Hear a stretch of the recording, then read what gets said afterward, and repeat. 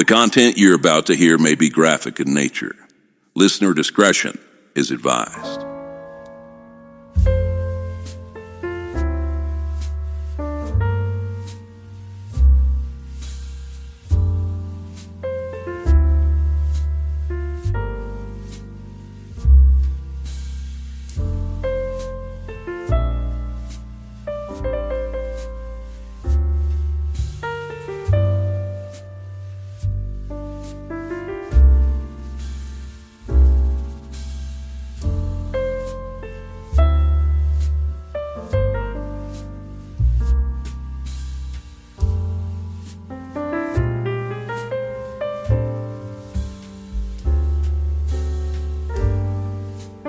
This is True Crime XS.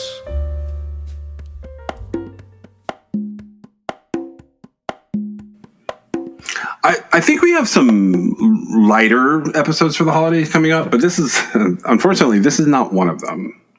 I will say this is one of the sadder stories from sort of this selection of holiday episodes.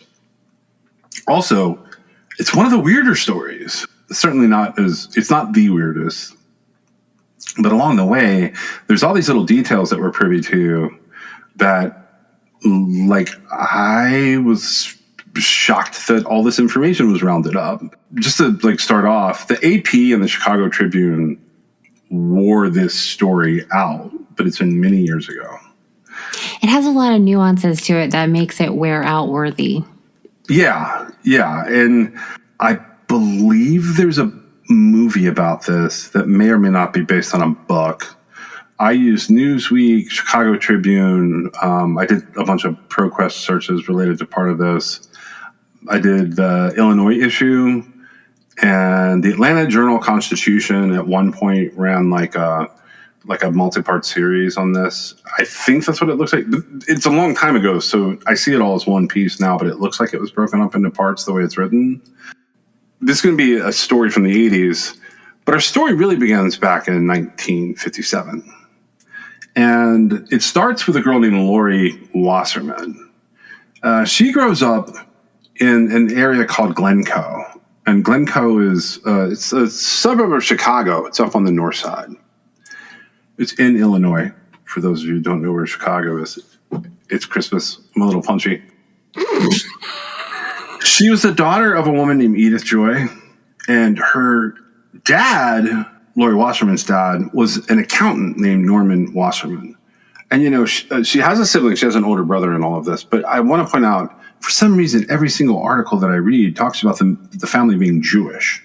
There are some aspects that play to that, but I think that's more of an 80s and 90s thing. I don't know that we do that as much anymore. I think it's irrelevant, and it is weird that they even say that. Yeah. Lori has a normal base childhood up through the preschool years.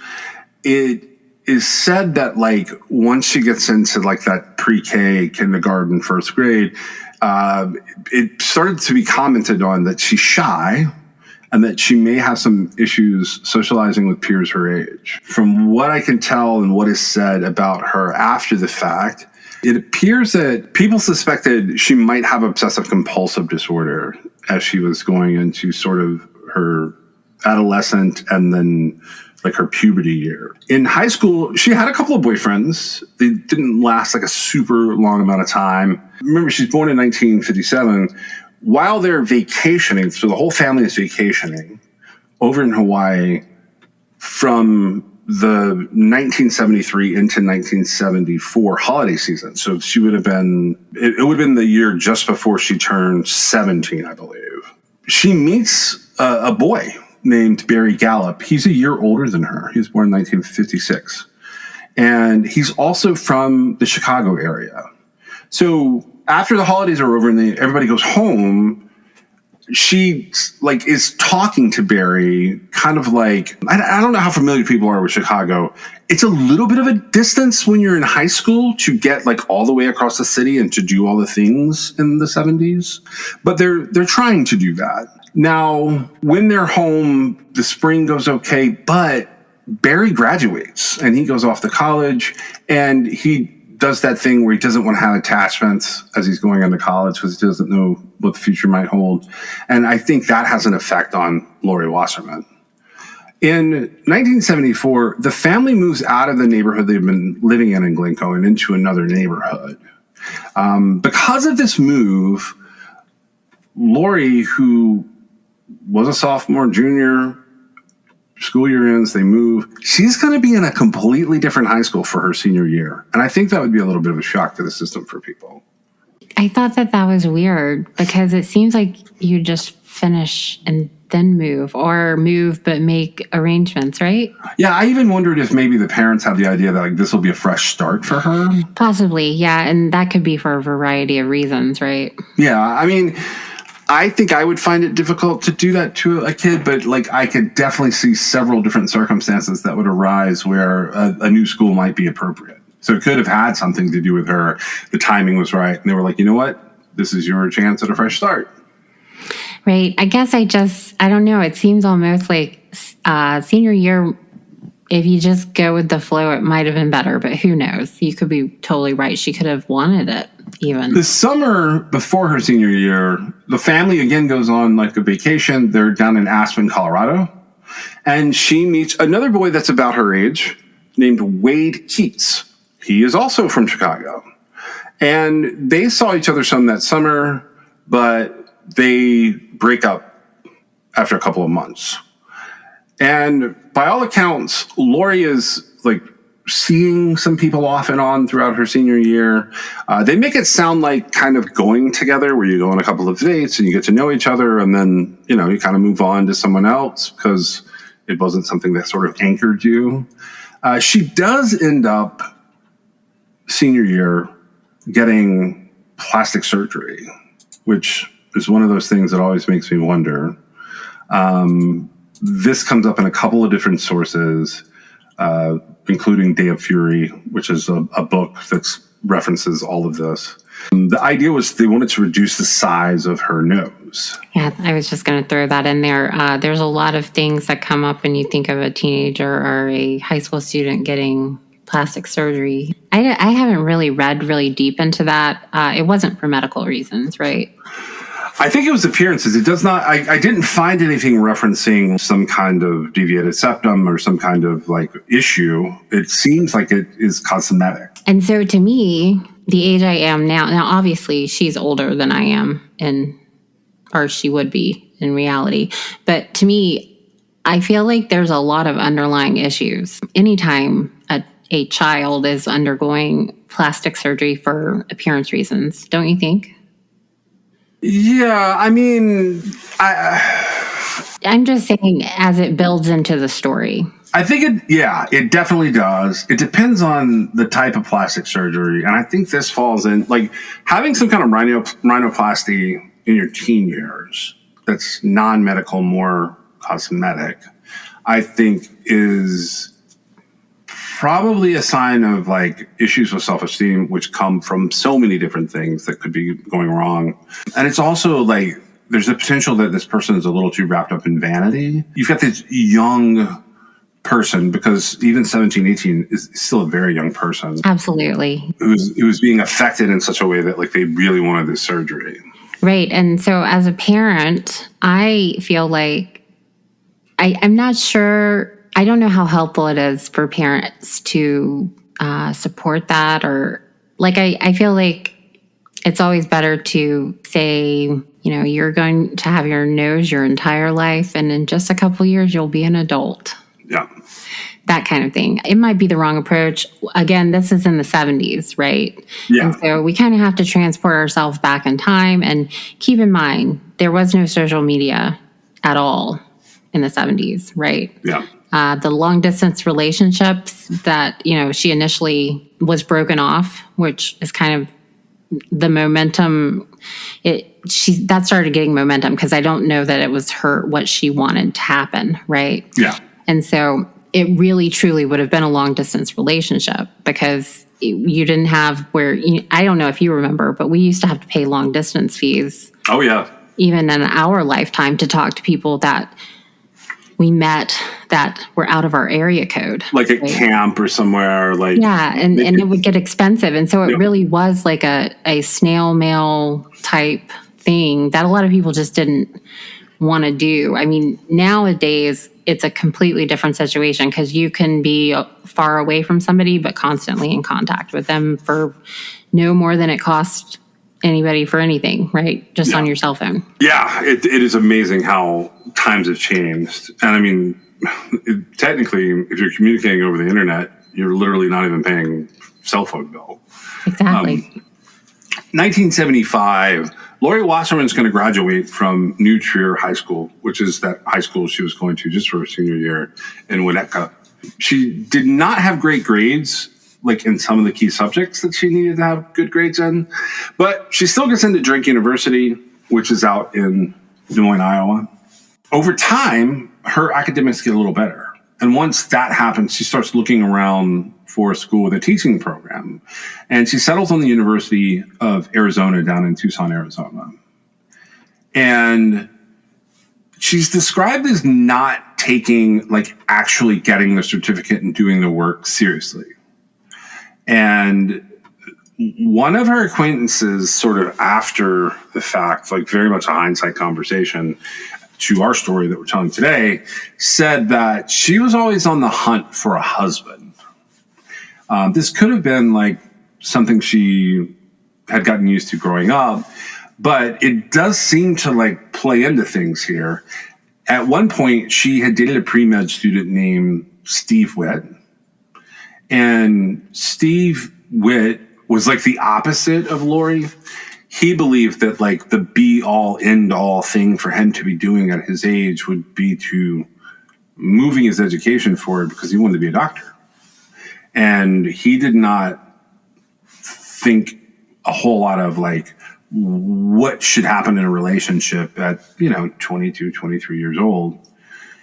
Eventually, he gets accepted into a residency at an Arizona hospital and felt like things had been pretty casual between the two of them. And he let Lori Wasserman know at the time that he was not interested anymore in continuing the relationship they had had. He's got other things to do.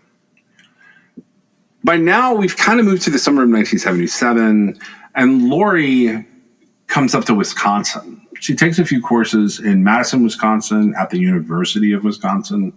I will say Madison is a very big city compared to some of these other places. It's probably the second or third most populous city in Wisconsin. She doesn't do a lot in terms of courses here. And after like her relationship is not going great, she ends up moving back into her parents' home, which is, putting her back in the suburbs of Chicago. So she transfers everything that she can transfer in terms of college credits into Northwestern University. And her goal at that point, by 1970, is I'm a fifth-year college student moving into being a sixth-year college student. I'm just trying to get a degree in something. But she ends up dropping out of all her courses pretty much as soon as she gets in, and is kind of focused on like moving towards being a person getting a degree. She begins working as a cocktail waitress at a country club that, I will say this, like plays into the story a little bit, is exclusively for Jewish people. And at this point in time, she's 23, turning 24. She meets a 25-year-old insurance salesman who is working for his mom and dad's insurance firm, and he's likely going to inherit their agency.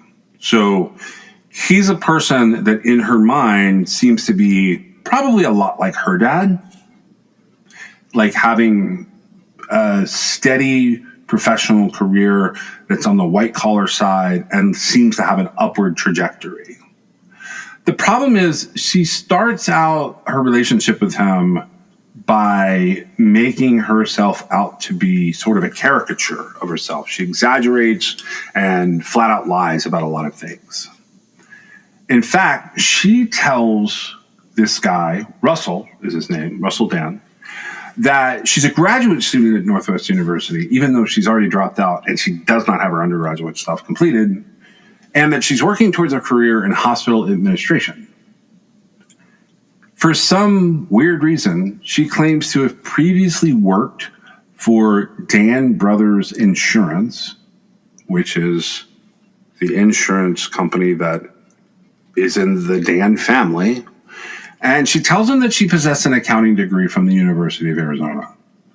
So, okay, I'm going to pause this for a second. We've seen this in a number of cases over the years where somebody is like making shit up and then spends the rest of the relationship kind of struggling to figure all of that out. That is a lot of bullshit she has laid on this guy in a very short amount of time. Right. And what do you expect to happen when you do that? Like, if I'm her? Yeah, like, I mean, it's going to implode, right? It's going to have to implode. Like, there's no way, like, at some point in time, the potential for any one of these things, where you graduated from, where you're in school at, like the degree that you said you got that you didn't get, the places that you said you worked that you didn't work, like, someone is going to eventually, even if it's an accident, uncover at least one of these things, and it's going to cause a rift in the relationship. And like you said, that's going to make things implode. Right. And unless, because, I mean, let's face it, she's, I think, 23-ish around this time. 23, 24, yeah. Okay. And so if she obviously is interested in longer term relationships, right? I mean, that's what she's, going after a guy that reminds her of her dad. She wants, stability or whatever she's looking for. And that's just, I mean, if you're out playing the field, I guess it wouldn't matter who you were, right? But that's not really what she's doing here. And lying about a college degree is something you will never overcome in a long-term relationship. 100%. And not to mention, I mean, I don't know that I think the honesty matters more than the fact that I think it matters more for her to just be upfront than to say she's got a degree in any sort of meaningful relationship. Don't you think? Yeah, I think she's having self-esteem problems here, and she's trying to land a husband because, like, that is her version of the life preserver she needs. Right. And, we know now as middle-aged adults, which she was not at the time, we know that the degree is not going to make a difference to your partner, right? They're going to be your partner or not. The degree is not going to matter. The lie will matter. And that's why I say it's going to implode. But it's an interesting mix, isn't it, of things that we've learned so far. Yeah. We've got a nose job in high school. Yep. Then we've got a pretend college degree. Yep. Not only is it a pretend college degree, she's also in graduate school, right? Yeah. In the story, yeah. In the story, right, exactly. And I don't know how much the truth would have mattered, but to me, a person who has a degree and is in graduate school is a much different person than a person who didn't finish their degree to begin with. Right. So she's having to put on this facade, right? If he's buying it. Yeah, and I think you have I think I figured this up at one point, and she's 24 when that story begins, and I think they get married right before she turns 25. So I think she has this period of time.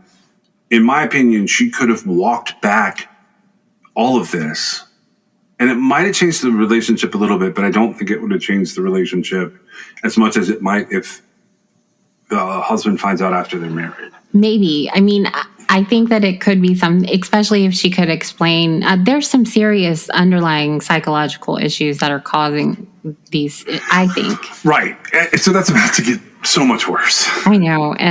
But I wonder though, there could be, you were saying like she could have walked it back, right? Yeah. Well, I mean, a lot of red flags could have been dealt with sort of on the front end of this. It's always worse on the back end. Oh, yeah. So, as I mentioned, they date for 9 months or so, and they end up getting married at Green Acres Country Club. So Green Acres Country Club, Lori starts off as a cocktail waitress. She meets Russell Dan. And by September 11th, 1982, they get married, and they go on the honeymoon to the British Virgin Islands. Now, They get back from the honeymoon and they kick off their relationship. And Russell Dan's family starts to notice some problems. One of the first things they note is that Lori, now Lori Dan, instead of Lori Wasserman, she has pretty severe OCD. And it becomes obvious. And when they try to talk to her about it or try to kind of counter what she's doing, her behavior gets really strange and it sort of cycles to the extremes. So she'd be very clean and everything, but then suddenly she'd switch into leaving trash and clutter everywhere in the house.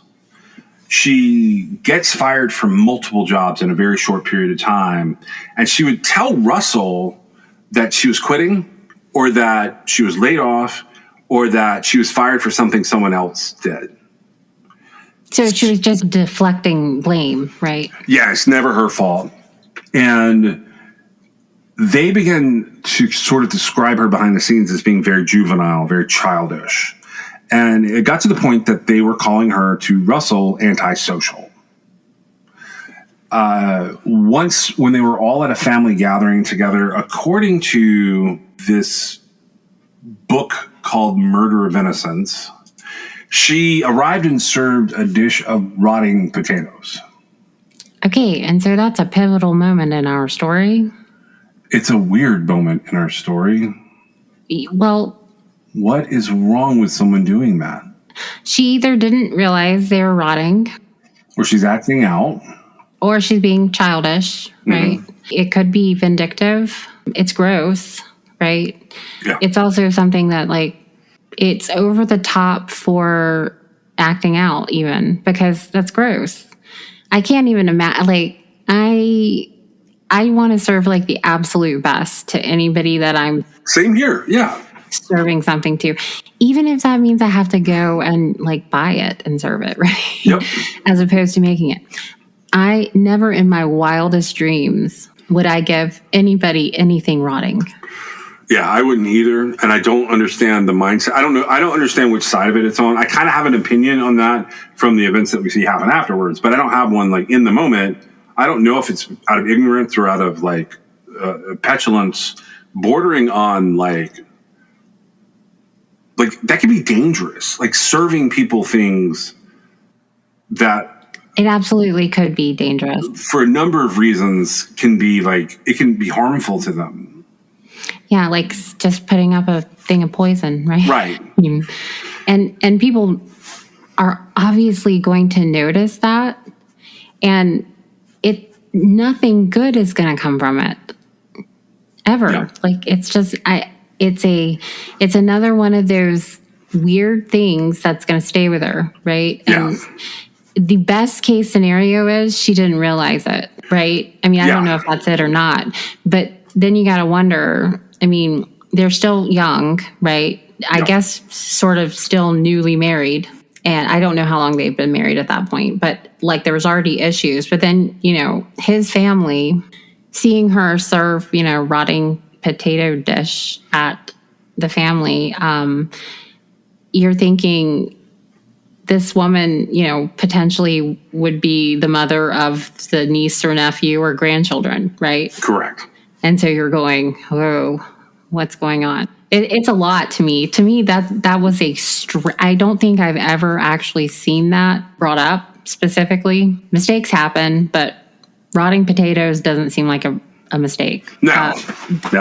The spectrum between good potatoes to eat and rotting potatoes is quite, you can tell. Yeah. And so according to the books that are available on this that we've mentioned and some of the Chicago Tribune's coverage later, much, much later actually, this is a time period that's like 2 years into the marriage, and it results in Lori Dan going to therapy for a little while. Depending on which version you read, it's less than 6 months. It's more than 2 months, but I don't know exactly how long she went the first go round. She basically convinced the psychiatrist that she was seeing that it was all her childhood and all of her parents' fault that were causing problems for her. So when she quits therapy, because like I think reading between the lines here, she was lying to the therapist about some of the things, doing that thing that you described as deflecting. Right. But I also think a lot of what she could have been telling him, I don't know that she was lying. I think she could have had an incorrect perspective. She could have had a perfectly normal childhood. And to her, she really did have these upbringing problems, right? Right. And that's a perspective thing. And it's also a youth thing, right? In a place in life, she's already juggling things. I find it would take somebody who is a little bit mentally unstable to a whole new playing field to have to keep up with lies. Yeah. And deal with judgment, right? As far as the in-law family goes. It sounds like that's where it's coming from. But I feel like that could have just pushed her right past the brink of what it doesn't seem like she can handle very much to begin with. No, it doesn't. And I think Russell starts to catch on about 3 years into the marriage. He gets her to go back to therapy.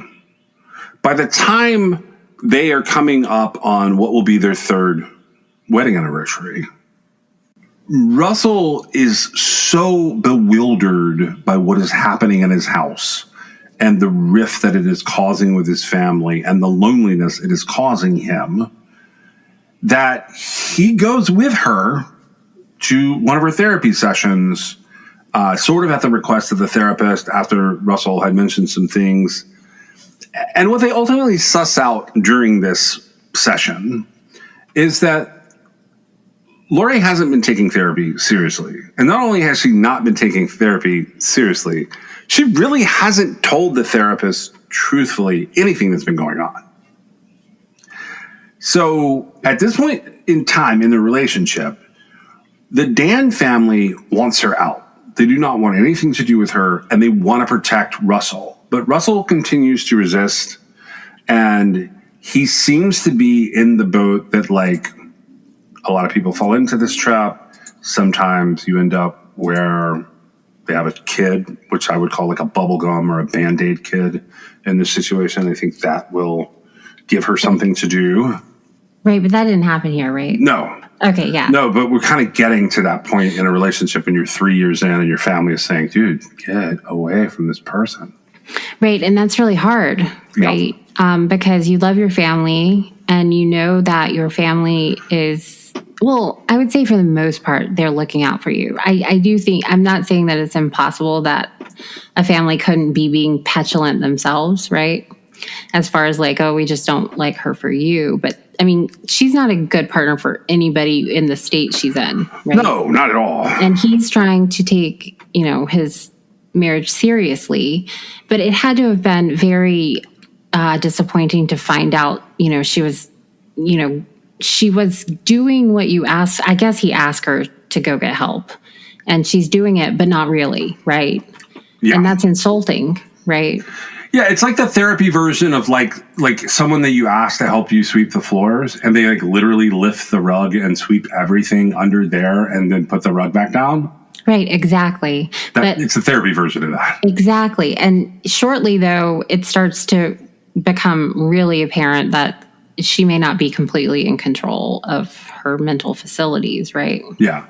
Yeah, we're getting there right now. So Russell has given Lori some gifts. It appears to, based on Day of Fury, it appears to be anniversary-based gifts. She ends up with this bouquet of flowers and a pink sweatsuit. She refuses to take off this pink sweatsuit because she believes that Russell is going to leave her if she takes it off. And she carries these flowers around with her long after they are dead. So in October 1985, Russell Dan lets everybody know in his family and her family, it is time for this relationship to be over. Right. And that is an indication of very serious mental problems. Yeah. I think. I mean, I'm not a psychiatrist, but I would say that she is lacking in very basic sort of self-confidence. Something. Really in her head as far as, You know, because if you think about it, any partnership, you would need to be able to tell your partner, I don't even like this sweatsuit, right? Yep. And here she is, she can't even take it off because she thinks he's going to leave her, which, I mean, he was going to leave her, but it had nothing to do with the sweatsuit. Correct. So Lori moves back in with her folks again, and things get worse. The divorce negotiations are terrible. Lori claims that Russell had been abusive, and she starts down this path of kind of, I would call it toxicity that we see. A lot of times we see this from men in domestic violence partnerships, like towards the end of things. But she's doing all of the things that are very kind of oriented towards someone who has some kind of fear of abandonment. And that's, if I can't have you, nobody can have you. Right. And that's bullying, right? It's a lot of bullying. It's a lot of projecting. There's a lot of very strange psychological issues coming out in the way that she starts communicating with Russell when she's no longer in the home with him. Right. And you can tell, you know, obviously in a healthy relationship, if you don't want to be with somebody, you don't want to be with somebody that doesn't want to be with you. Right. And not, if I can't have you, no one will. That's just the beginning of the end every single time. But it fits her decline, right? Right. And we get like through the holiday season of 1985 into early 1986, and things get weird. Police are being called to investigate various incidents. At one point, there are multiple harassing phone calls made to Russell and his family that appear to have come from Lori. In April of 1986, Lori accuses Russell of breaking into her parents' home. This is where she's staying during their divorce. And May 5th of 1986, Lori goes out and buys a very large Smith & Wesson Model 19-357 Magnum revolver handgun. And her comment to the salesman that ultimately sells it to her is that she needs it for self-defense. So she fills out all the paperwork and she gets her gun 3 days later. She doesn't have a criminal record, so this is a legal firearm. But the police had been involved with both sides of this family at this point, both with the Wassermans and with the Dans, and they're concerned. And they go to the Wassermans and they're like, we think that gun should be turned into us. But Lori's family and Lori keep the gun. And what do you think about that? Because to me, it's horrifying. It is horrifying. I don't know how you handle that. I just thought it was an interesting element of all of this. Well, in my opinion, and reality, if I were her parents, one of her parents, you can have the gun in the safe that I have the key to, right? That's how I would be. I mean, I realize she's adult age, but she is relying on them. And I feel like that could have, sometimes when you're in delicate situations, you can't just throw your hands up in the air and say, well, she's an adult. She can have the gun if she wants. If the police are telling you, I go back to the rotting potatoes, right? Yeah. I mean, that's the judgment we're looking at here, right? Or the sweatsuit. Or the sweatsuit, or the flowers, or any of it. She's not a stable person. And I am actually very Second Amendment. I'm pro Second Amendment, right? In this case, though, I don't know necessarily. Obviously, the police couldn't take it away from her, right? But she had loved ones right there, her family. Yep. Right there that could have said, we support your right to have this gun, and we're going to keep it safe for you. Yeah, we're at that point. We have these bizarre police involvements, and I've always said this, and I just want to point it out one more time. Once the police are involved in your intimate relationship more than once or twice, like in a very basic way, like if something happens and the police get called out, fine. If you have a little bit of continued contact because of that, fine.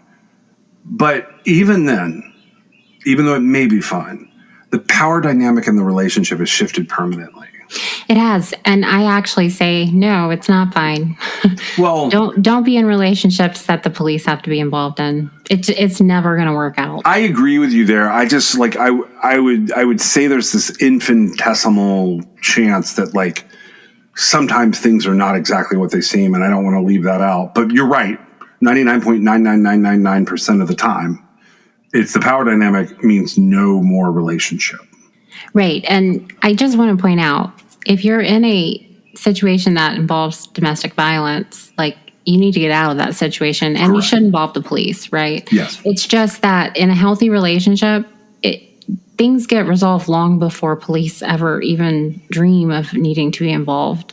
And for the most part, it's only very severe cases that need law enforcement to be involved. Yeah. And most of the time, those cases aren't the ones that they're having to deal with anyway.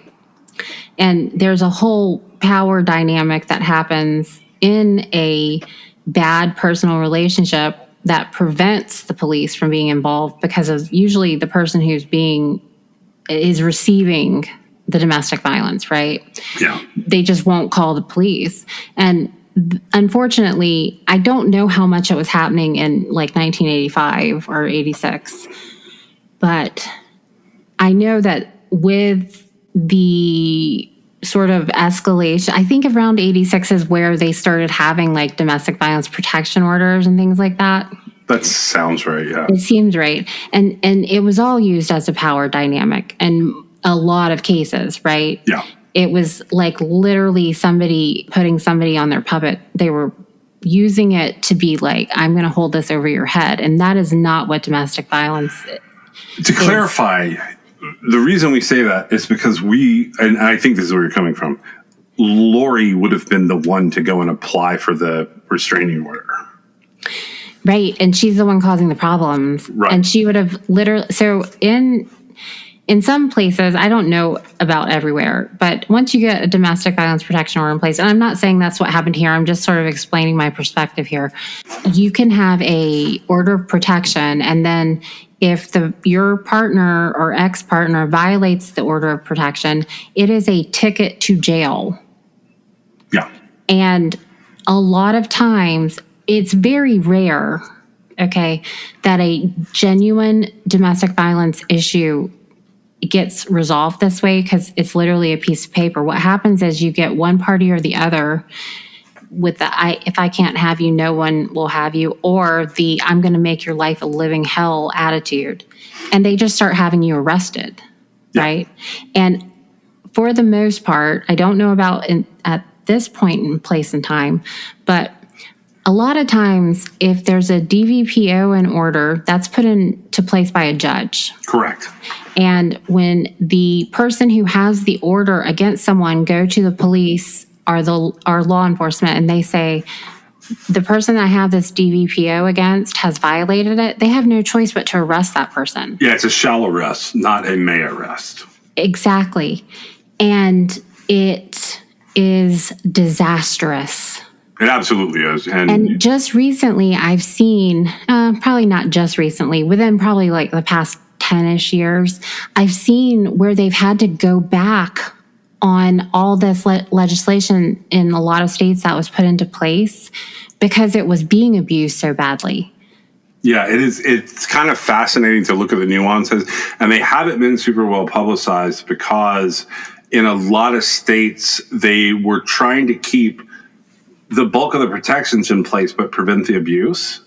And doing that is incredibly difficult, primarily because this sounds terrible.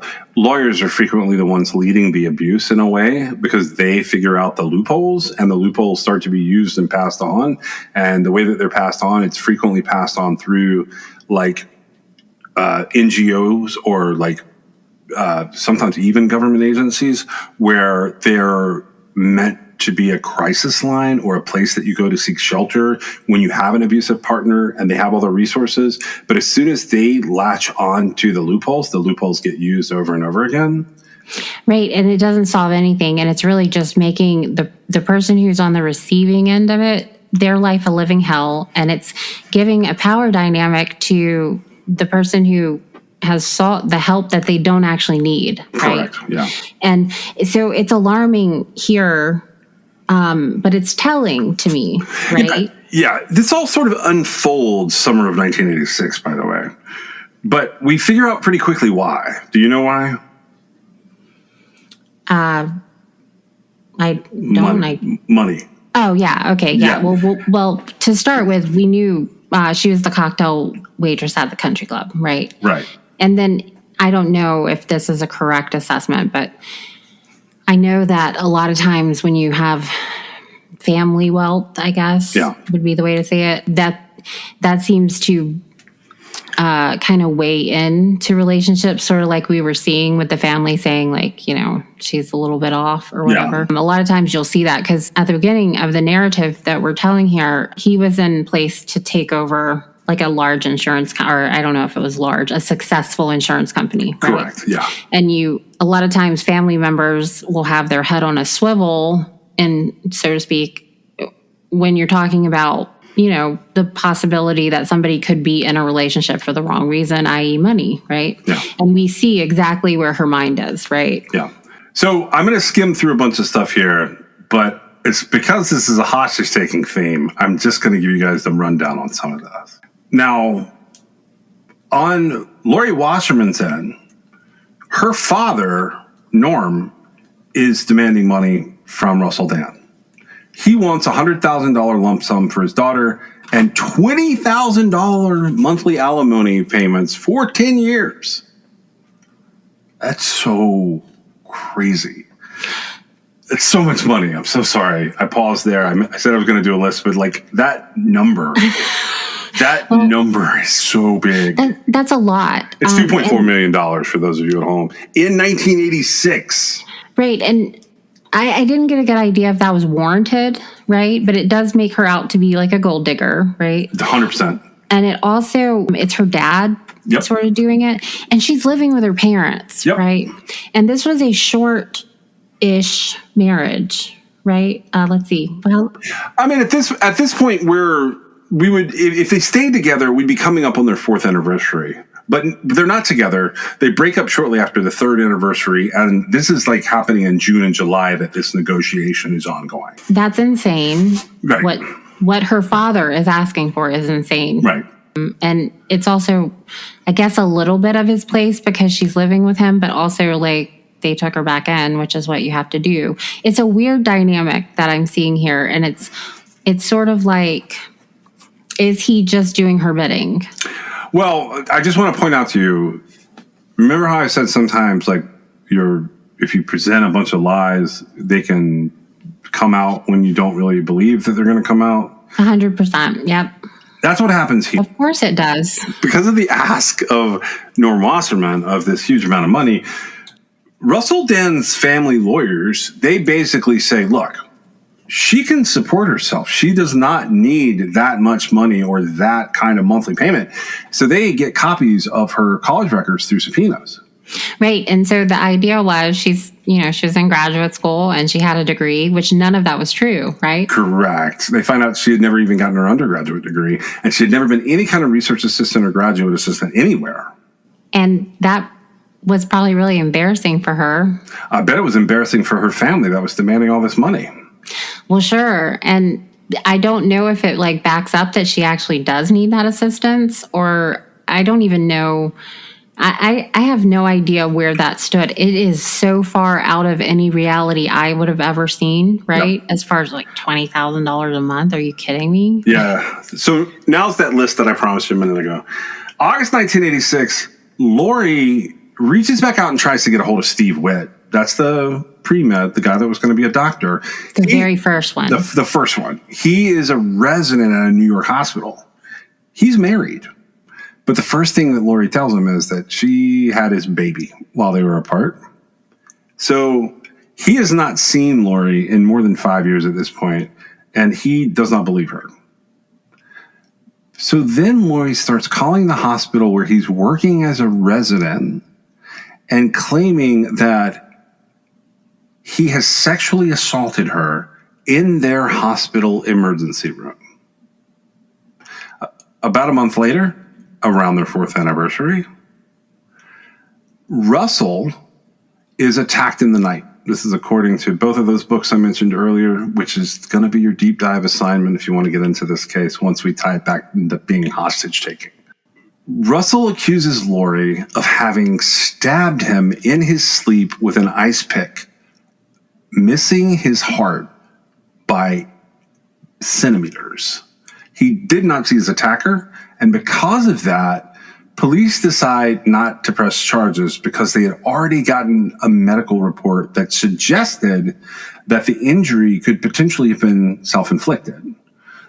Not to mention, on top of all this, Russell had had enough of everything that was going on, and he was a dick towards investigators, and he had failed a polygraph test. Don't know what he failed on, but he failed a polygraph test, and this is according to Day of Fury and the other book, Murder of Innocence.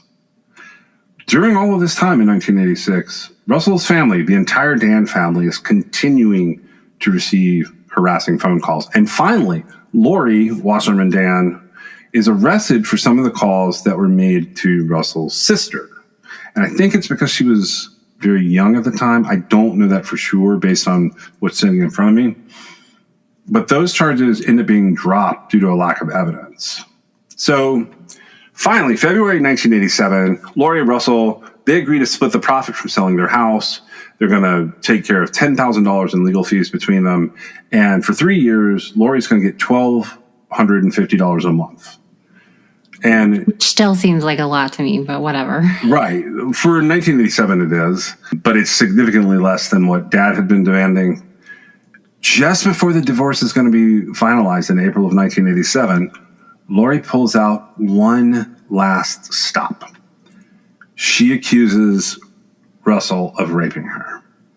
Now, there's no physical sign supporting what she said, but Lori passes 2 separate polygraphs stating that Russell had sexually assaulted her.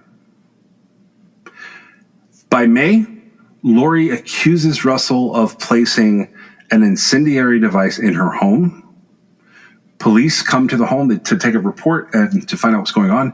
And she shows police an unexploded Molotov cocktail that she said had been placed in her home. And she shows a lit candle that had been set up nearby to activate the fuse on this Molotov cocktail. She also appears to show them a cut window screen. But when the police go talk to Russell, it doesn't seem like he could have been there. There's nothing in his car that lines up with having carried around a Molotov cocktail because you're basically carrying around either gasoline or some other flammable liquid. So they don't file any charges after him for either the alleged sexual assault or this alleged bombing. It is said that at the time, Lori's parents believed what she was saying, and they were still on her side throughout.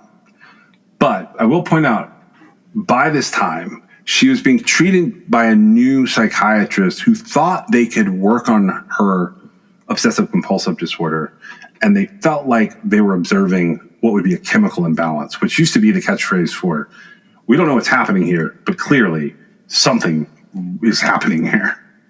Right. And there's no question she was suffering from a chemical imbalance. Right.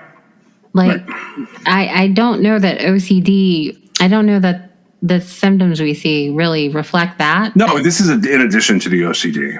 Right. Exactly. But this sort of swinging, because she either was able to fake believing that he had sexually assaulted her, or she believed it, right? It is unlikely that happened. It seemed like, I don't know if she was saying that it was sometime in the past, right? I can't put any stock in it one way or the other. I just think... Well, I know that he wasn't interested in anything with her, right?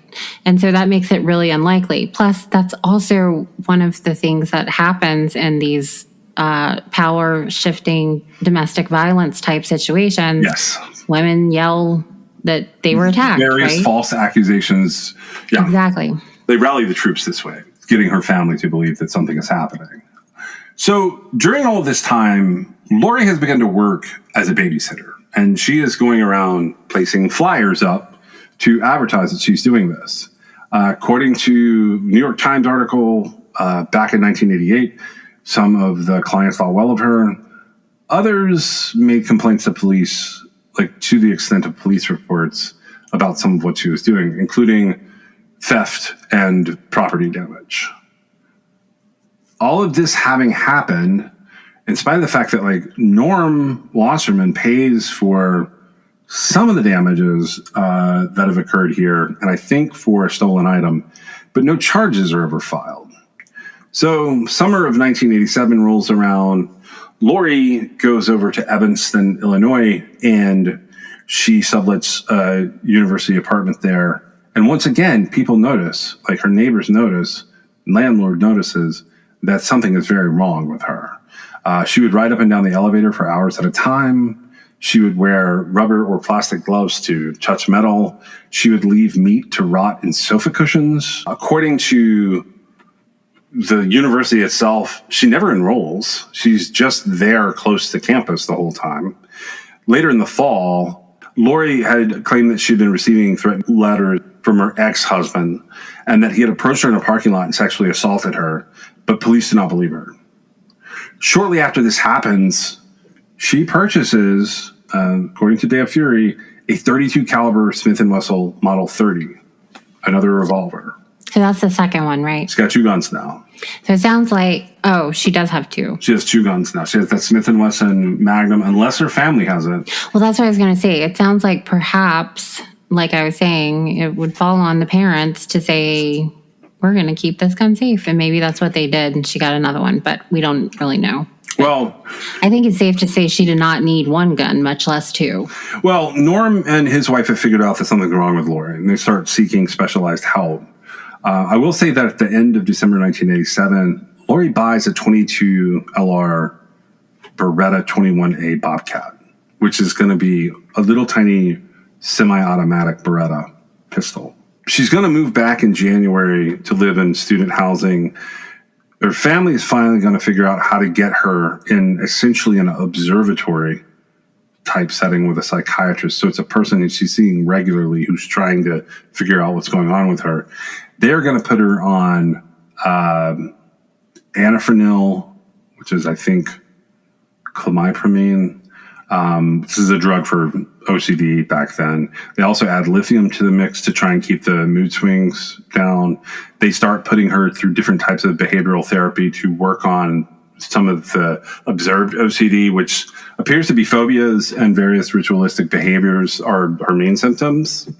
And in spite of all of this happening and her getting all these medications and this therapy and being under some level of observation, the behavior continues. She's still doing things to the point that she's known as the psycho elevator lady for like riding up and down. And she becomes obsessed with the numbers of floors. She becomes obsessed with the numbers of television channels. She has an obsession with which numbers are good and which numbers are bad. And that is documented pretty well. There's also some concerns about like her weight fluctuating to the point that it's believed she's potentially bulimic. In March of 1988, she just kicks psychiatrists and behavioral therapy altogether.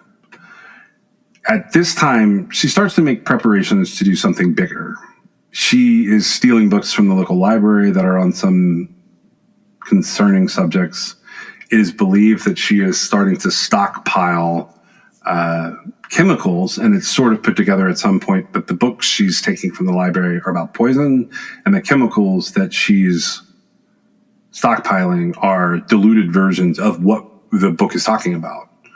She's shoplifting different clothes, wigs, makeup to potentially disguise herself. She is arrested at one point for misdemeanor larceny. The psychiatrist that she kicked to the curb back in March and Norm Wasserman, they try to persuade Lori to enter a hospital for what would basically be inpatient care, and they're unable to do the 1988 version of an involuntary commitment or an IVC, and she refuses to do it herself. She's harassing at this point her, not just the Dan family, but also the people that had fired her as their babysitter and some of the people that didn't fire her. She just stopped working for them. The calls escalate to the point that she's telling some of the former babysitting clients that their children are going to die. She eventually calls to Steve, who has moved from New York to Arizona, and starts making death threats to him as well. And she starts randomly calling people, and she ends up talking to a few people. I have no connection to her at all. And she once ends up on the phone with a family of a boy who had won a local spelling bee, and she told whoever answered the phone that she was going to kill him. In May of 1988, there was a letter that was confirmed to have been sent by Lori. It was sent to New York, to the hospital administration where her ex-boyfriend had worked. And a copy of this letter, if I'm understanding all this correctly, a copy of this letter is then sent to Arizona when she discovers he no longer lives in New York. I'm not 100% sure that I've understood all of that. But an assistant U.S. attorney named Janet Johnson, she gets involved at this point, and she considers charging Lori with making threatening interstate phone calls. And she said that she started getting taped evidence, she being the AUSA involved here. She said the taped calls that people were the recordings that people were making of these calls that Lori was making were frightening. Police were unable to convince Norm Wasserman to let them get their hands on Lori's guns. And Steve Witt is scared to death in the middle of all of this. He is concerned that Lori's going to get out and then try to really kill him and like basically make good on her death threats. But he waits a little while until other charges are filed over in Illinois. That same month, a janitor finds Lori inside a garbage bag in the trash room. This precipitates a search of her room, and she leaves her housing at the time to go back to live with her parents. I'm sorry, did you say that he found her in a trash bag? Yeah, in the trash room, inside a garbage bag in the fetal position. So she threw herself away. She did. She threw herself away. She moves back in with her parents, and FBI agents arrive to question her about the threatening phone calls that she started making to Steve Witt. But when they come to talk to her again, she's gone. And threatening phone calls were not very high on the FBI's list in 1988, so they don't pursue it any further. During the days before her big denouement here, Lori starts preparing Rice Krispie treats with diluted arsenic in them and starts injecting juice boxes with arsenic. This is the stuff she had stolen earlier in the year and the previous year. She's mailing these treats to a former acquaintance, former babysitting clients, to her ex-husband, to several of the people that have attempted to help her over the years, including, I believe, one of the psychiatrists, or maybe two of them, and a therapist. In the early morning hours of May 20th of 1988, she starts to personally deliver these snacks and juice samples to some of the intended recipients. Other snacks are distributed to the Alpha Tau Omega and Psi Upsilon and Kappa Sigma fraternity houses and Leveran Hall at Northwestern University, with notes attached to some of these deliveries. The drinks were all noticeably leaking, and the Rice Krispie squares were unpleasant, so very few of these were actually consumed by anyone who saw this crazy woman coming around offering them, quote, treats. That's insane. It is. It's truly insane. The arsenic in here, just in case you're wondering at home, the level of it was laboratory safe so that students could use it. So it wasn't actually possible to kill anyone with what she was doing in this way. But by about 9 o'clock in the morning, she arrives back in Winnetka, which is where she had done quite a bit of babysitting in her parents' neighborhood. She's there to pick up the two youngest children from a family called the Rush family. The day before, she'd offered to start babysitting again, but she was told they didn't need a babysitter at this time. They were going to be moving to New York anyways.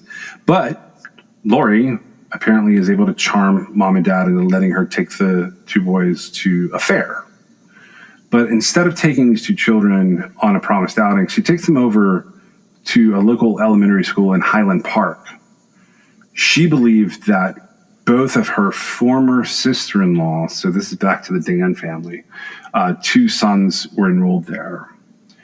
But it turns out that they were not, and it turns out that the targets that Lori had sort of developed for her master plan here, that begins with these weird Rice Krispie treats and juices she's handing out, doesn't even go to school here. She leaves the two children in her car, and she goes into the school, and she tries to set off a Molotov cocktail in one of the corridors at Ravinia Elementary School in Highland Park.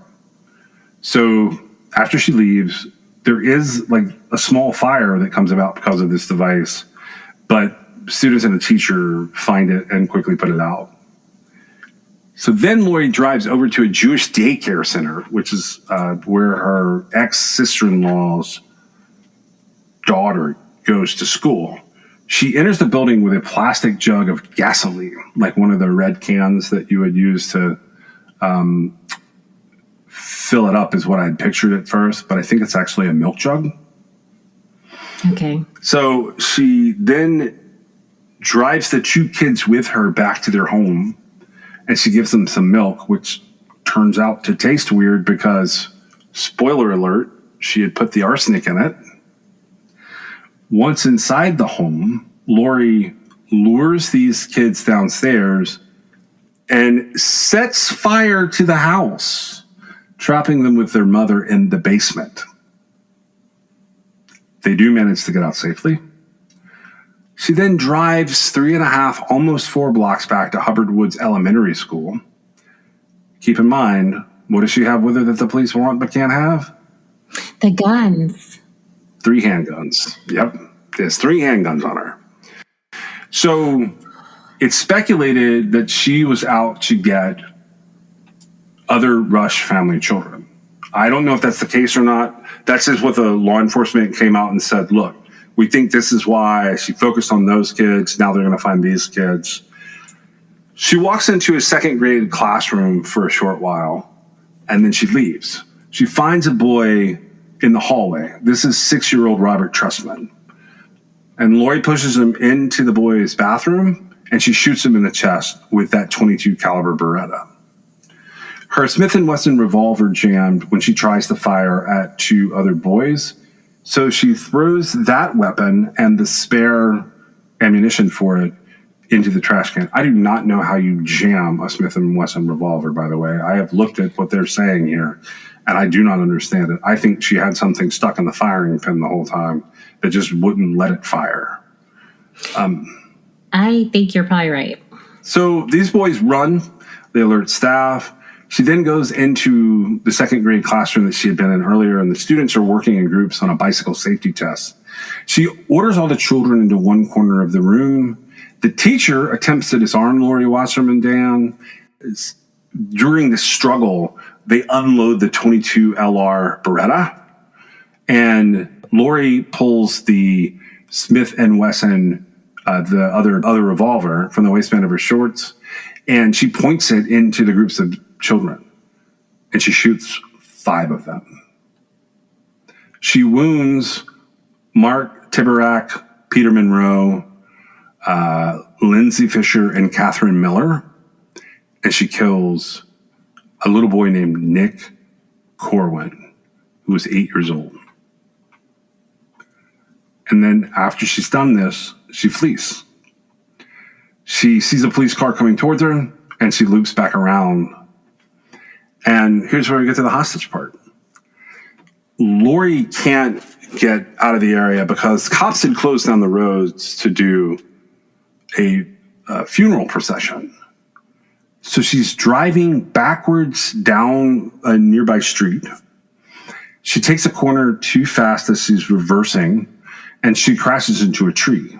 She gets out of her wrecked car, and she realizes that from shooting the 2 boys, the one in the bathroom, and when she hit Nick, and then around the other children around Nick, she's gotten blood on her shorts. So she takes her shorts off. She ends up tying a blue garbage bag around her waist. So at this point in time, she has the Beretta, she has the revolver. She threw the other revolver and the spare ammunition away. I don't know what she has in terms of bullets when this moment is happening. But she comes upon the house of a family called the Andrews.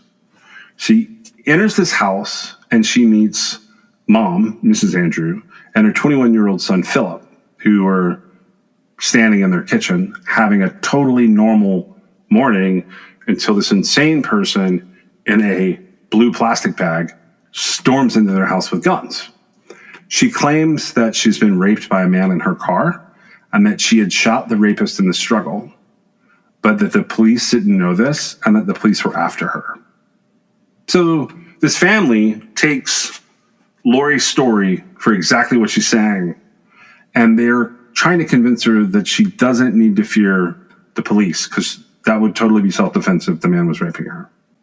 This family believes her enough that they give Lori a pair of pants from one of their children's wardrobes, and she's putting them on, and the 21-year-old's pretty smart.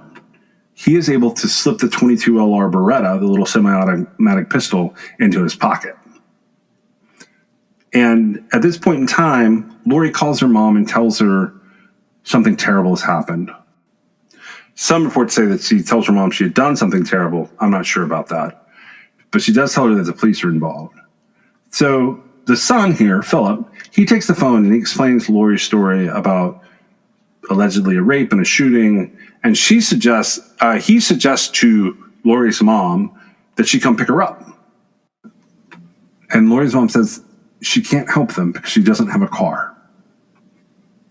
So after Dad gets home for the Andrews family, the family begins to insist that Lori give up the other gun. So Lori calls her mom again, and Mr. Andrews speaks to them. And he tells her that if they're going to help her, Lori has to give up this gun. Edith does not seem to understand what is happening or care. But she tells Mr. Andrew that she wished her daughter well and hopes that she gets home safely. And then she hung up. And we just figured out what all the problem is. Yeah, apparently a copious amount of Valium. During this call, Mom, Mrs. Andrew, she gets out and she goes and finds the cops. Mr. Andrew tells Lori that he's not staying there if she doesn't put the gun down.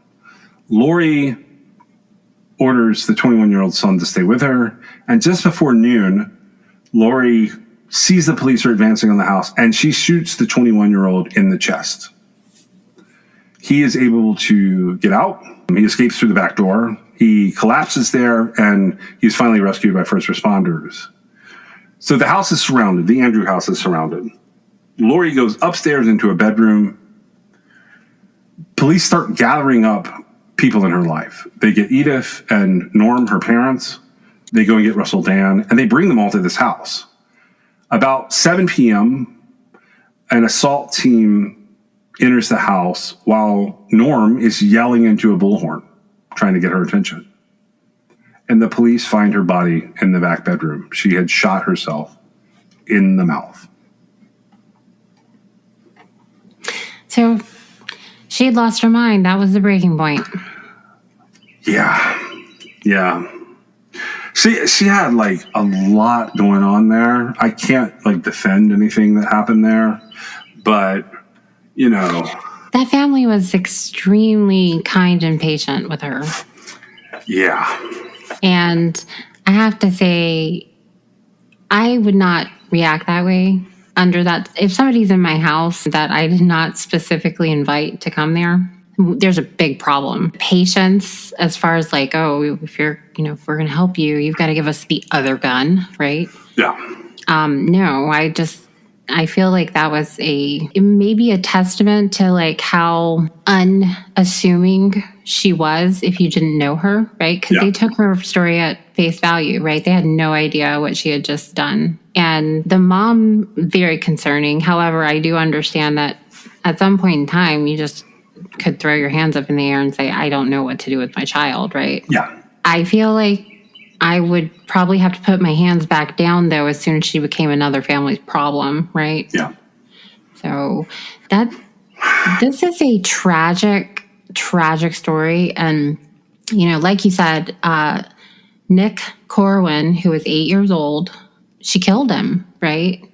Yeah. She injured multiple people with a gun. She did. crazy. She never should have had a gun to begin with. And there were so many things leading up to this that were big red flags. A lot of times we get these like sort of rampage type situations, and people will say, there was nothing that we saw, right? Yeah. And that's just not the case here. I mean, she was the crazy elevator lady. She served her in-laws rotted potato. I mean, there was a lot of things happening here that should have been some signs. Yeah. There should have been signs here. One of the reasons I picked this story is there's a lot of conspiracy theories attached to this story because of the behavior of the parents after the fact and what the police did related to the attempted deaths of quite a few people, because it is like wildly more widespread than people realize. She just failed because of the poisoning's not working, and like ultimately a lot of the shooting didn't work. And I can't really wrap my mind around that completely, because she was just taking the really long way to suicide here, right? Yeah, she was taking the really long way to suicide. Philip Andrew is 21 years old when this is going down, I think. I've seen him reported as 20. I think he's 21. Pointing out that, like, the kids that are involved are 6 to 8 years old. The kid that she killed, Nicholas Corwin, is 8 years old. And she shot Philip Andrew, who is the 21-year-old. I'm saying all of this because there's a really important part to this story that a lot of people don't know. So this would have happened in sort of the wake of the Tylenol poisonings. Do you remember us talking about that? That would have happened in 1982. Okay, and I was going to say, like, that's still Unsolved. right. Okay, But yeah. allegedly there were 2 newspaper clippings in her pocket. One apparently was about a man who had killed 2 people in a public building. The other was about a depressed young man who had attempted to commit suicide the same way that Lori had, but he had survived, and he discovered that the brain injury he had cured him of his OCD. The brain injury he had from shooting himself? I think so. Okay. There's a lot going on here with this woman. She does get investigated as a possible suspect in the Tylenol murders. There's no connection found. She's never actually ruled out because of the timing of it all.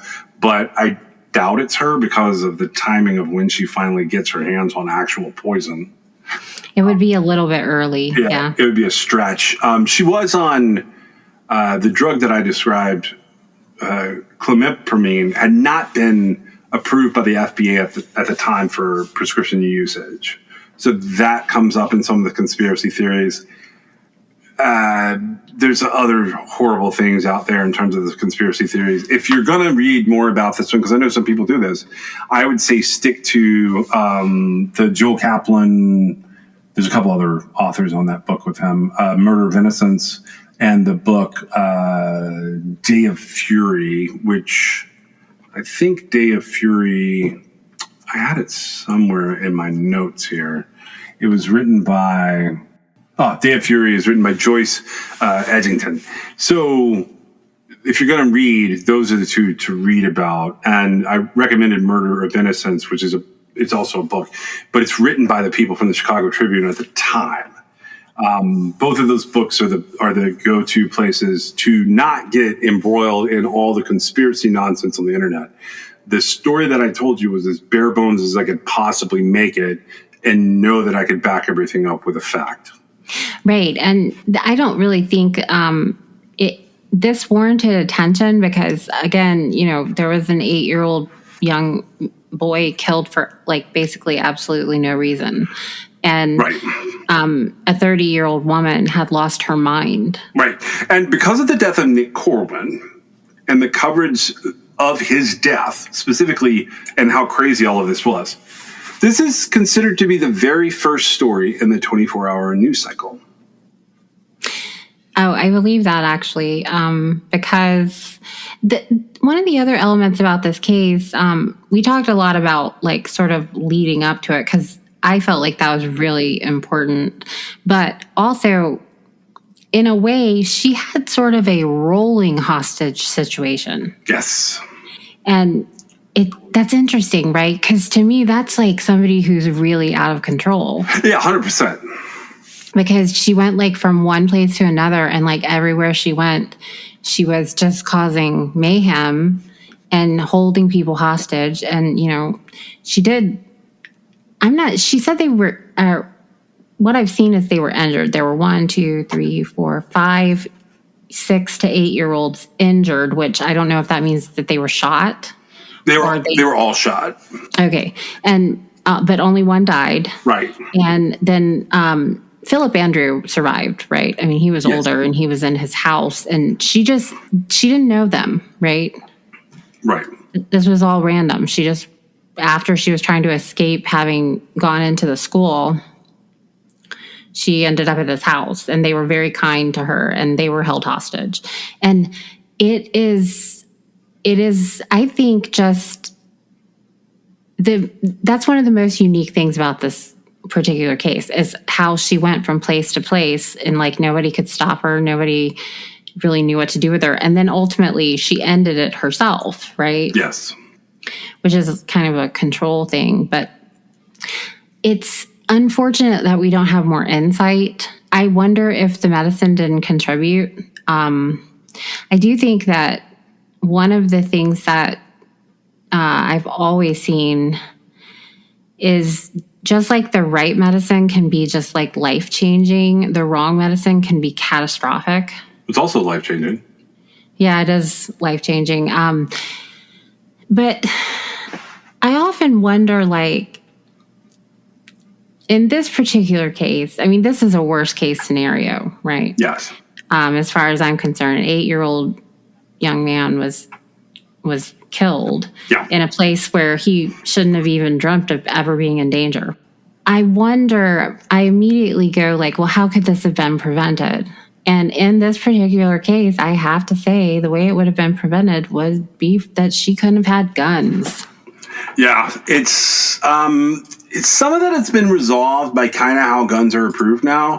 Like, so she got them under the Brady deadline, which is essentially if you go to get a gun and you don't quite pass the background check, but there's no reason for you not to pass the background check, they'll hold the gun for 3 business days. They call it the Brady Day.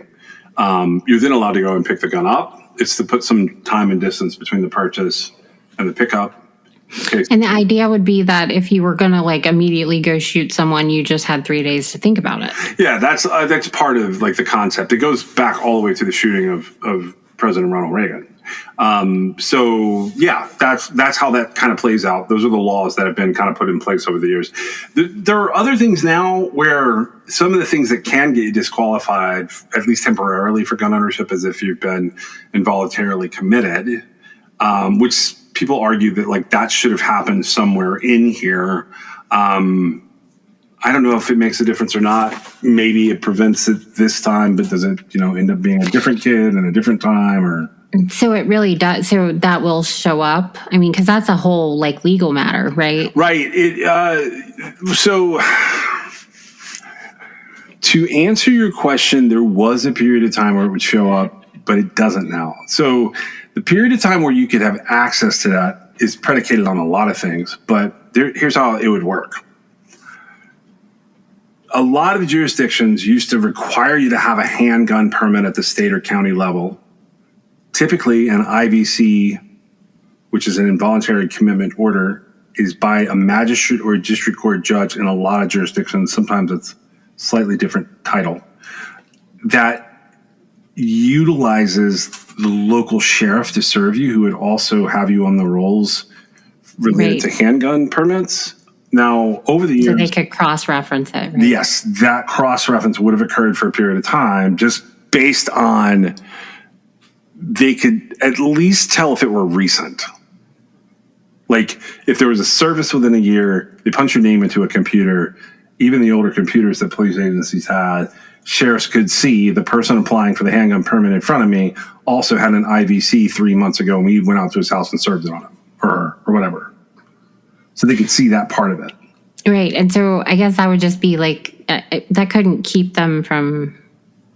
Could it keep them from issuing it? Or they could Depends on just the have an state. extra. Depends on the state and the jurisdiction. Like sometimes it could have. Like it depends on like some of the outcomes of there, because some people can be IVC'd and it can turn out to be like a totally normal thing happened. Like turns out that was caused by epilepsy. You were IVC'd. They released you after 72 hours or whatever, and like life went on as normal, and you never had that problem again. We Right, talked about exactly. Zoloft and other medications that can make people do things when they don't know what they're taking, and like how it's rare.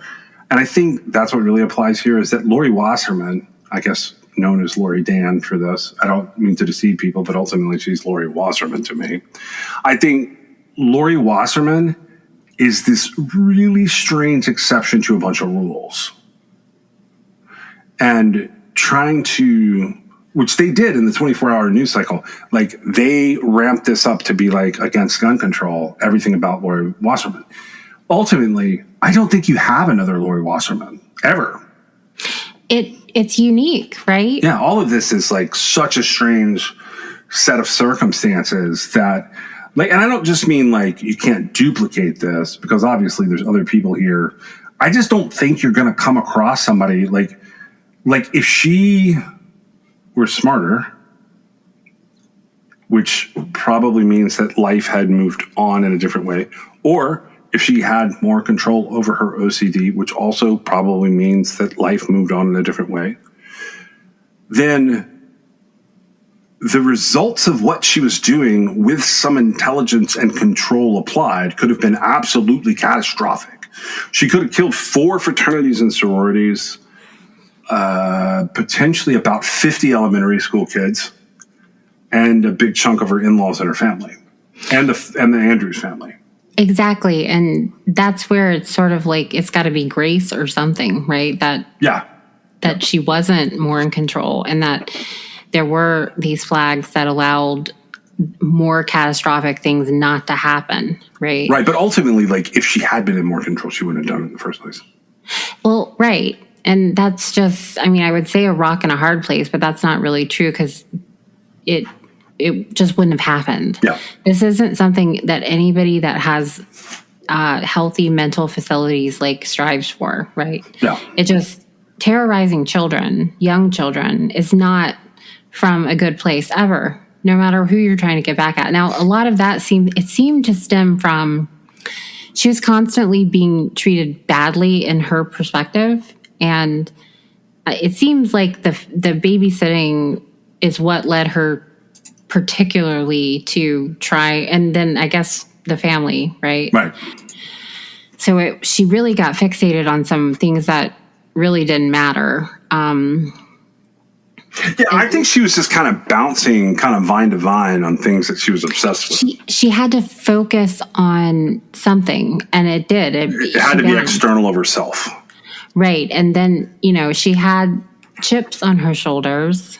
And her mom's response, it really told me a lot, because in my opinion, her mom's response, I have a feeling that she got that response a lot. Oh, yeah.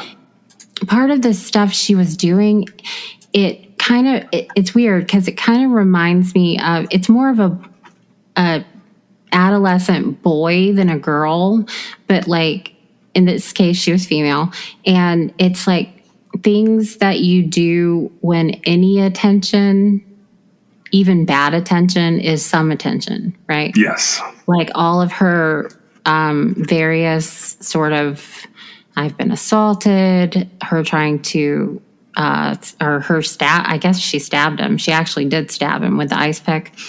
All of that kind of behavior, it's like any attention is attention, even if it's bad attention, right? So it's almost like, I don't know much about, like, we didn't hear a whole lot about her mom other than that phone call, right, from the Andrew house. But that alone makes me think maybe she just didn't get enough reaction from her mother, and she had gone to extreme measures to get something. And, that kind of thing is programmed in our heads very, very young, if that's the way it's going to go. Oh, right? 100%. And I don't know how much control she would have over it. But when you're dealing, there's no question everything she did was very childish, right? No. And to me, I know we can't gauge that maturity level when we hand out permits for guns, right? And I feel like parents that are in a position like this where they have a child like this, they should, I don't know, actively try to not to discourage access. I don't know. I don't know what the answer is, but I feel like she demonstrated over and over again she wasn't mature enough to have a gun. Oh, 100%, yeah. I mean, like, there's things that she's doing here. I don't know what people in our audience know about guns, but like a 22 semi-automatic 22 LR pistol versus a 357 Magnum Smith & Wesson revolver are so wildly different weapons. Like, to put it politely, it's like not even this. Like they would not be used by the same person. Well, right, and she had told the gun store owner or whatever, whoever she got one of the guns Sales guy, from, yeah. she had said it's for self-defense. Well, a self-defense, in my opinion, okay, I'm not a gun connoisseur, or I don't have a collection of guns. I have one gun for self-defense. I haven't seen it in years. I would only pull the gun out in the event that I was about to shoot somebody. I was about to unload it in somebody's chest that was in my house, Yeah. right? So I don't go shooting, people do that. It's fun for them, whatever. But that's not a self-defense. That's not people who have guns for self-defense. Right. Guns for self-defense is one reliable. My gun's a revolver, right? Yeah. It's reliable. It's going to shoot. And it's got I don't even know what it is. I think it's a 357 Magnum revolver, maybe. Does that sound right? Yeah. Either that or a 38 at your house. I'm going to pull it out and I'm going to shoot. And hopefully I won't ever do that, right? Yeah. And there was nothing about self-defense that she needed to be traveling to take care of. In fact, you would never travel for self-defense, right? No. It comes to you and you take care of it. I also have a baseball bat, which would be my first choice, actually. But, it is what it is. But I feel like she was very misguided in a lot of things. Yeah. And it's a very, very sad, it's sad that Nick Corwin was murdered. His life was cut very, very short. And I do think that is what... That's what spirals the story, is that what you mean? Yeah. But also the rest of the story unfolding is what keeps it. So, to give you an idea, so this is 7 years before OJ. OJ is considered to be one of the first big viral moments. I disagree. That's just lazy reporting when people say things like that.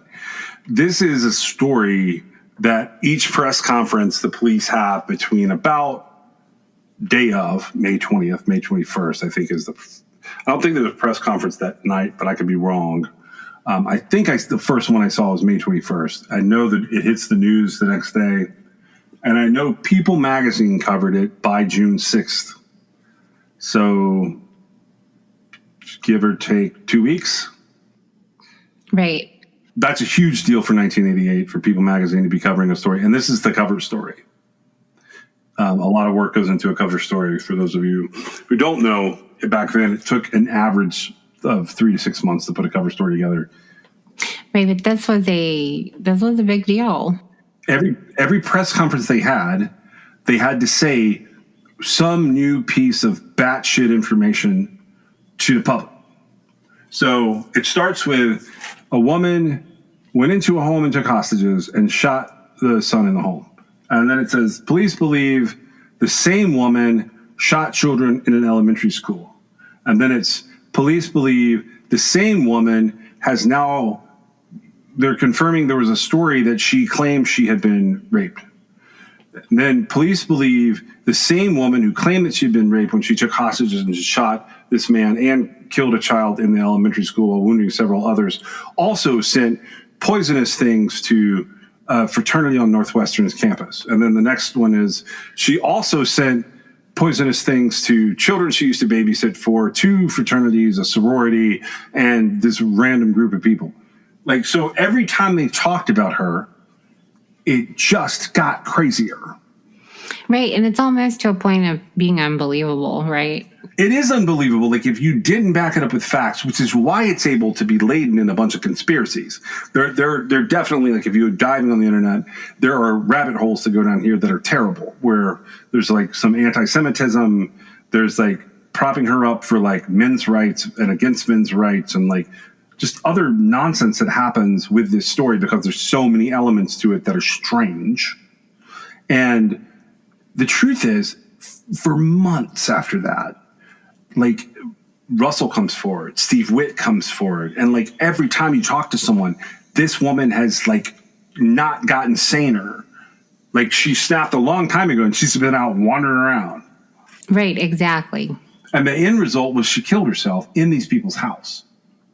So you circle back around to the beginning when you finally get the whole story, and then you're telling like something that like you said, it sounds like fiction.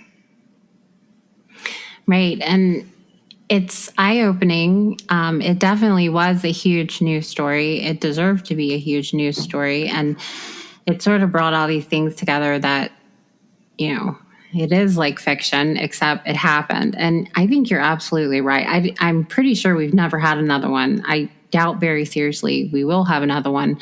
And that might even just be because antidepressants are so much more readily available now. Well, psychiatric help is itself is more readily available, but it's also not as taboo as it once was. Right, exactly. And I do feel like the taboo part played a large part into this. Right. Yeah. Because it was almost, which, don't get me wrong, the stuff she was doing was, it could make her husband feel ashamed of the situation when his wife serves his family rotten potatoes, right? Yeah. So, I mean, the taboo isn't necessarily, it causes a lot of shame. And I feel like that's sort of, I think she dealt with a lot of that, right? Yeah. And it wasn't necessarily her fault, but it's unfortunate that she couldn't get a better handle on it. And it's very unfortunate that Nick Corwin died. And I'm pretty sure everybody else that was injured, they made a full recovery, I believe. Yeah, and they're all mentioned in the books. They get a little more into detail with the family dynamics in the books. I will warn you, if you go down that rabbit hole, I will just go ahead and tell you, it's long. Like, if I would have followed all of the little tentacles of the book, we would have been here for 6 episodes untangling this. And I feel like this is a great episode for especially the rolling hostage situation, right? Yeah. But as far as this woman having this, mental breakdown, I don't know how much light should be shed. I don't think we should do 6 episodes on it. You know what I mean? Like, I know this is kind of a long episode and it's lumped together with our hostages for the holidays, but to me, this is a crisis happening even to the perpetrator, right? Oh, absolutely. That's the other thing is like, I have some empathy for her. I don't have a lot of sympathy for her. I have empathy for her because I can see at different phases. And again, I'm kind of dipping into the books a little too much, but I can see at different places and times where she genuinely thought she was doing something that would help her. And then I see like her response to that when it doesn't help her is to take it out on the people around her. And I'm like, it's really hard to keep up with you, lady. And it's really hard to like keep thinking, I hope you get some help. Well, right. And a lot of it to me is like perfect. She's having perfectly normal stuff happen to her that happens to just about everybody. She's just not handling it well. Correct. And her reactions are what is causing the ultimate problems. And I don't know what the answer at that point would be, right? It is what it is. And it just seems like she struggled to grow up. Yeah. Yeah, I feel for this woman and her family, but like, damn, they left a trail of victims. And I do think her family kind of ties into having a little bit of responsibility for her.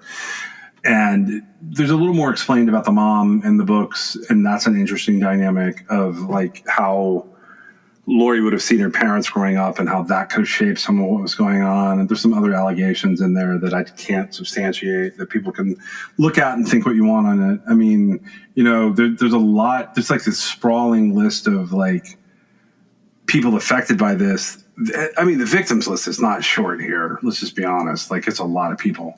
And like, you have to count the people that she's trying to kill with the Rice Krispie treats and the juices. But like, that's a little less serious than the fact that like she's tying. So poisoning is typically like a thing that you see mentally ill women do. You see men do it, but like it is a choice of mentally ill women that like we have recognized throughout history. I think it's actually like the number one choice. Yeah. You get a lot of situations with wives poisoning their husbands or children or whatever. Yeah. And like, so it's very rare that those people also shoot people. It's very rare that those people shoot people and potentially stab people.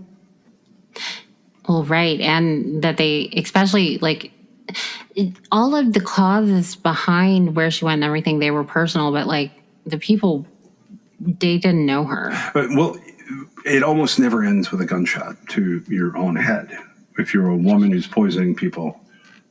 Oh, you're right. And I think there's a lot of dynamics to explore there, right? Yeah. As far as like what's going on. Yeah, just for context of all of this. So when she dies, Lori Wasserman is 30 years old. Yep. She did all of this before she turned 31.